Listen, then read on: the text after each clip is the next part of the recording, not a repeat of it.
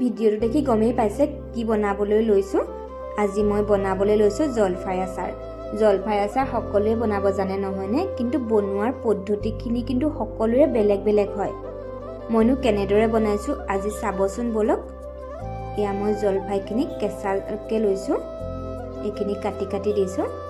বহুতে বইল কৰি লয়, মই বইল নকৰাকৈ বনাম। এইখিনি মোৰ কটা হৈ গ'ল। যিখিনি ডাঙৰ হৈ আছিলে সেইখিনি মাজে মাজে কাটি দিছোঁ। মই 2-এটা গুটিও ৰাখি দিছোঁ। এয়া মোৰ কটা হৈ গ'ল। এতিয়া ইয়াত মই নিমখ এড কৰি দিম। এয়া মই নিমখ দি দিলোঁ। নিমখ দি ভালদৰে মিক্স কৰি দিছোঁ। নিমখতে এদিন মই ৰাখি দিম। এদিন ৰখাৰ পাছতহে মই ৰ'দত দিবৰ বাবে উলিয়াম।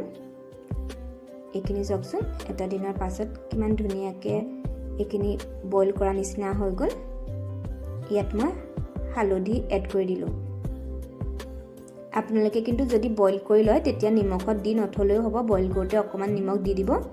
তাৰপৰা ডাইৰেক্ট ৰ'দতে কাটি কাটি লৈও বনাব পাৰে, কাটি লৈও ৰ'দত দিব পাৰে, নাইবা গোটাকৈ বনাওঁ বুলি ভাবিলে গোটাকৈও ৰ'দত দি দিব পাৰে। এতিয়া এইখিনি মই ৰ'দত দিবৰ বাবে উলিয়াই ল'লোঁ। ভালদৰে মেলি দিছোঁ। এইখিনি বেছি নুশুকুৱাওঁ, এটা দিনহে শুকুৱাম। এইখিনি মোৰ শুকুওৱা হৈ গ'ল। এয়া দেখিছেনে, এইখিনি মই বেছি শুকুওৱা নাই। এয়া ভিতৰটো কোমল কোমলকৈ ৰাখি দিছোঁ। এতিয়া এইখিনি এখন কেৰাহীত লৈ লৈছোঁ। কেৰাহীখনৰ পিছত তেল দিয়া নাই দেই, শুকান কেৰাহীয়ে লৈছোঁ। তলত অকণমান তেল লাগি থকা নিচিনা হৈ আছে দিছে। আৰু কেইটামান মই গোটাকৈ ৰাখি দিছিলোঁ, সেইখিনিও মই ইয়াত এড কৰি দিলোঁ। এতিয়া ইয়াত মই কাশ্মীৰ পাউডাৰ দি দিছোঁ ধুনীয়া কালাৰ আহিবৰ বাবে। আৰু এতিয়া অকণমান নিমখ দিছোঁ। নিমখ বেছি নাই দিয়া আকৌ দেই, আগত মই যিহেতু নিমখ দিছিলোঁৱেই সেইবাবে অকণমানহে নিমখ দিছোঁ। এতিয়া এইখিনি মিক্স কৰি দিছোঁ।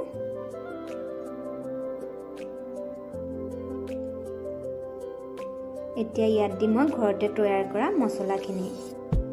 ইয়াত আছে গোটা ধনিয়া, গোটা জিৰা, সৰিয়হ, আজুইন আৰু কালজিৰা।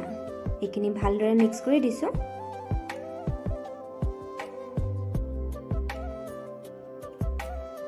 এতিয়া এইখিনি জলকীয়া এড কৰি দিম। এয়া মই লৈছোঁ ভোট জলকীয়া।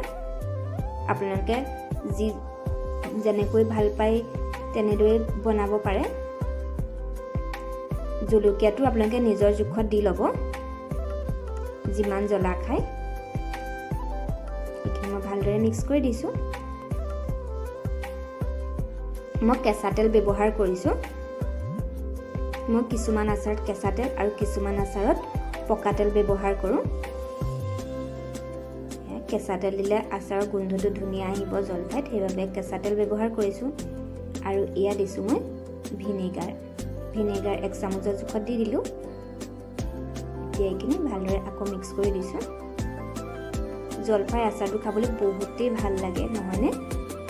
মই পিছে বৰ ভাল পাওঁ জলফাই আচাৰ খাই।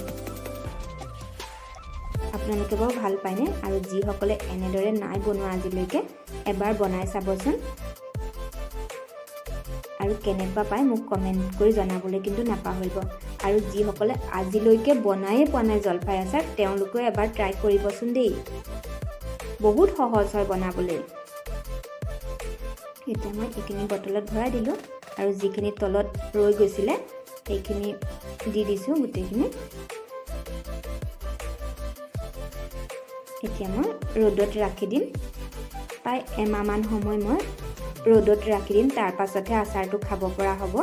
এমাহমানৰ পাছত আচাৰখিনি যিমান দিনলৈকে খোৱা যায় সিমান দিনৰ পিছতহে আচাৰ খাবলৈ ভাল হয়।